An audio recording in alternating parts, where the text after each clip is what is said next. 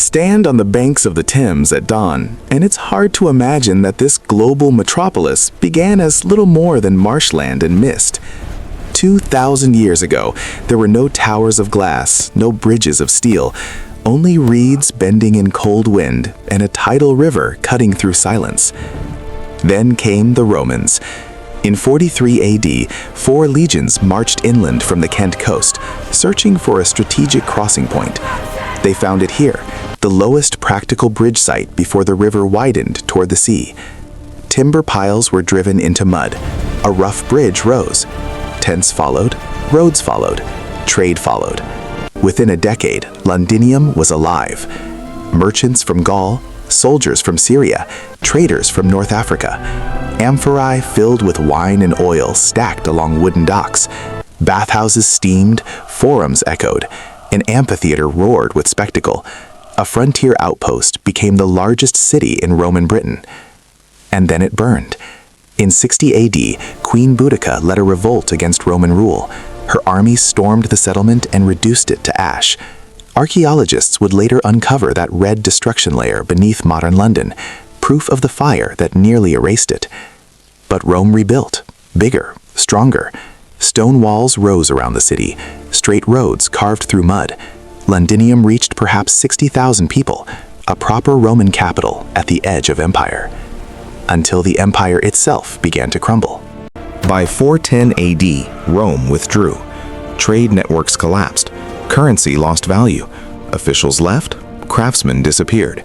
Within a generation, the great city dwindled to a few hundred squatters living among ruins. For 2 centuries, wind and weeds reclaimed the marble. The Saxons arrived not as urban builders, but as farmers. They avoided the Roman ruins, believing them haunted, works of giants. Instead, they founded a new settlement west of the abandoned walls. They called it Lundenwic. It thrived on trade once more. Amber from the Baltic, pottery from the Rhineland, ships along the river. Life returned. Then came the Vikings.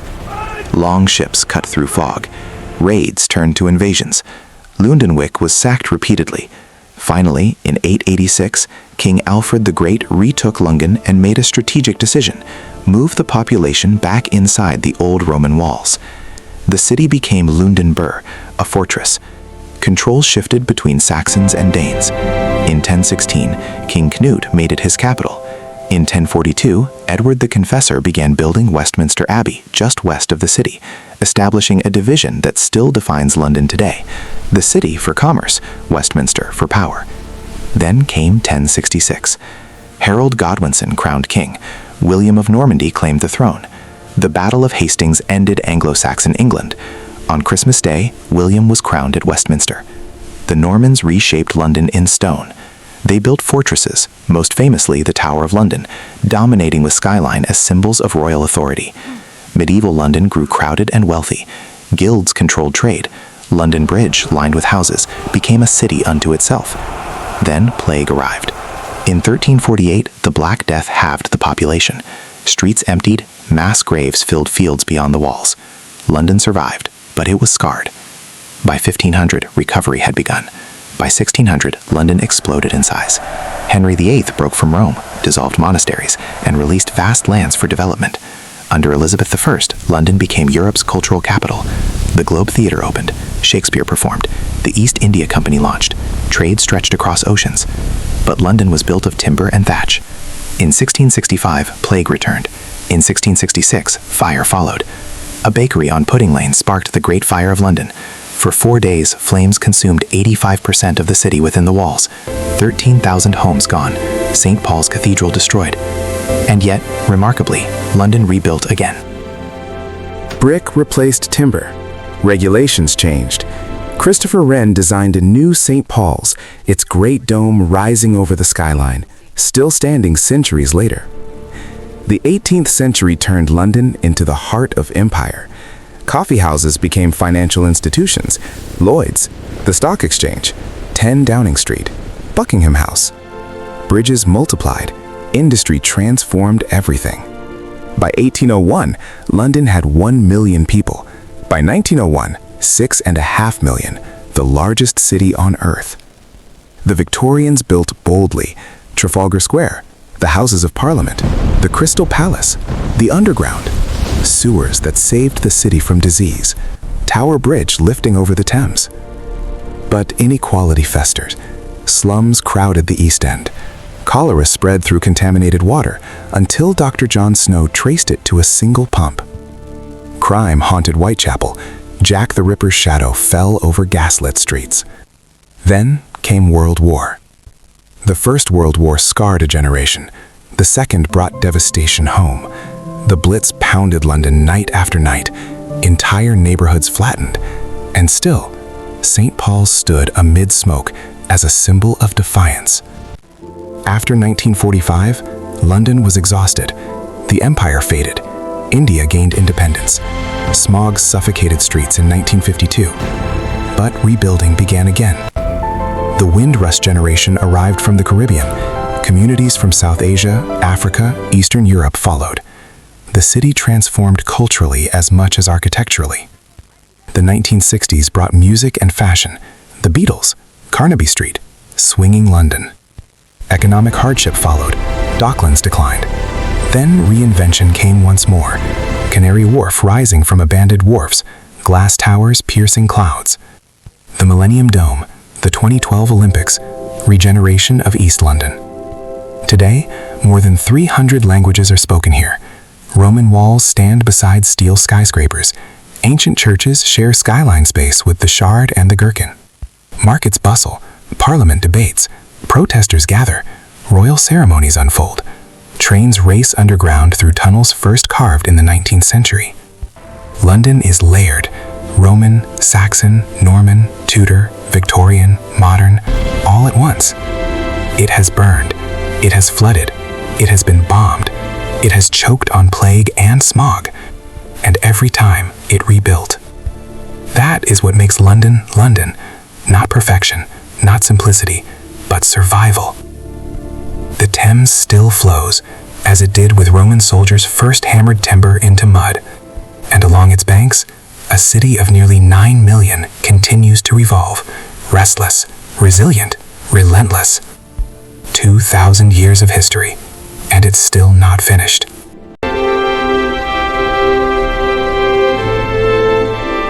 And yet, for all its history, London has never stood still. In the late 20th century, the city faced a new kind of uncertainty. Manufacturing declined, traditional dockwork disappeared, entire neighborhoods felt abandoned by the economic forces that once made them thrive. The Docklands, once the busiest port in the world, fell silent. Rusted cranes stood like skeletal reminders of empire. But once again, London adapted. What had been warehouses became loft apartments. What had been empty quays became financial districts. Canary Wharf rose from dereliction, glass and steel replacing brick and timber. Global capital flowed through trading floors where ships once unloaded sugar and tea. The city reinvented itself not as an imperial hub, but as a global financial engine. Yet London's strength has never been only economic, it is cultural gravity. Walk through Brixton and you feel the pulse of Caribbean heritage, music spilling from storefronts, food rich with memory. In Southall, vibrant fabrics hang in shop windows, spices scent the air. In Chinatown, red lanterns glow above crowded restaurants. In East London, Turkish bakeries sit beside Bangladeshi cafes. In North London, Polish delis, West African grocers, Middle Eastern street food. London does not erase its past, it absorbs new futures. More than 300 languages echo through its schools and underground carriages. A conversation overheard on the tube might shift between English, Urdu, Yoruba, Mandarin, Spanish, sometimes in a single sentence. This diversity is not recent, it is part of London's DNA. The Romans brought traders from across their empire.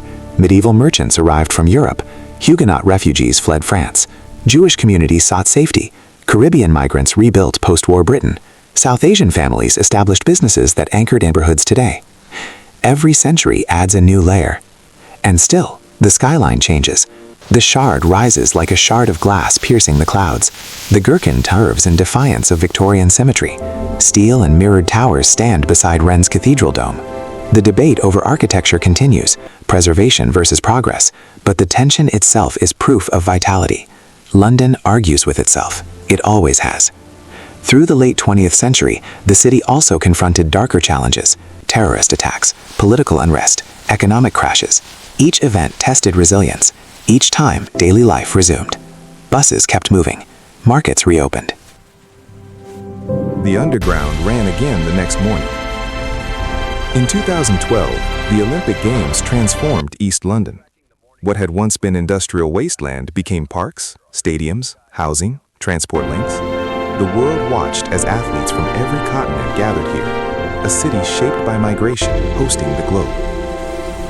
It was a reminder of something essential. London is not defined by isolation. It thrives on connection. Even as debates about identity, sovereignty, and belonging continue, the city remains outward-looking. Its airports connect to nearly every major capital. Its financial markets react to events thousands of miles away in seconds. Its universities draw students from across the planet. And yet, in quiet moments, the past is never far.